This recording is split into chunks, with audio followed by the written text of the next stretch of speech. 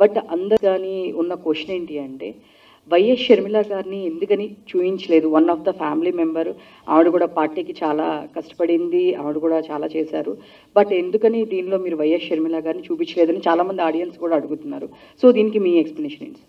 నేను I clarified even before the cinema అండి. నేను ఎప్పుడైనా ఏ కాంటెంట్ చేసినా నా ఆడియన్స్ నేను ప్రిపేర్ చేస్తాను.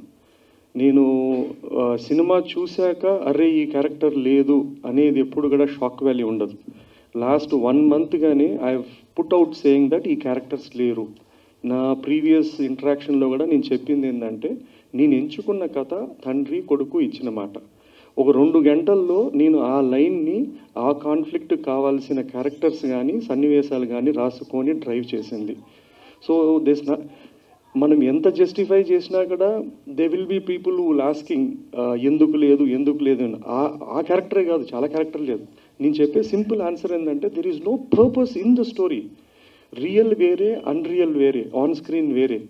సో ఆ whatever limitations of time కానీ వాట్ ఎవర్ ఇట్ ఈస్ నాకున్న ఎంచుకున్న కాన్ఫ్లిక్ట్కి నేను చెప్పానండి. అది hi sir, first of all congratulations. Mixed divide talk సైట్స్లో రన్ అవుతున్న ఆడియన్స్లో కొంచెం మంచి టాక్ నడుస్తుంది, apart from political agendas. So ఇది సీఎం గారు చూసారా ఈ సినిమాని? ఇప్పుడు అంటే యాక్చువల్లీ మీరు రివ్యూస్ చూస్తే mostly they are across. I mean నేనేం చెప్పలేదు, you will go it better.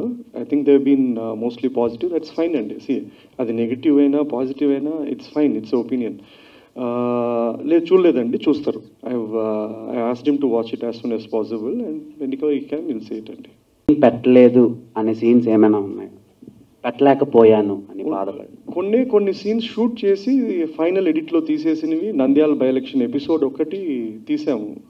There lot of అది సీన్ కొడితే తీసుకున్నాము, అది ఇట్లాంటి ఆ ఎపిసోడ్ ఉంది కానీ, బట్ ఐ థాట్ అప్పటికే it was very repetitive about elections coming and going. So we had to take that out to progress the story further.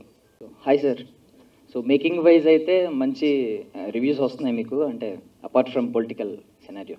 So ఇందులో మామూలుగా మనం తెలుగు రాష్ట్రాల్లో మాట్లాడుకునేది ఏంటంటే ప్రత్యర్థులు చంద్రబాబు గారు అండ్ జగన్ గారు. బట్ మీరు మెయిన్ యాంటగనిస్ట్గా చూపించింది సోనియా గాంధీ గారిని.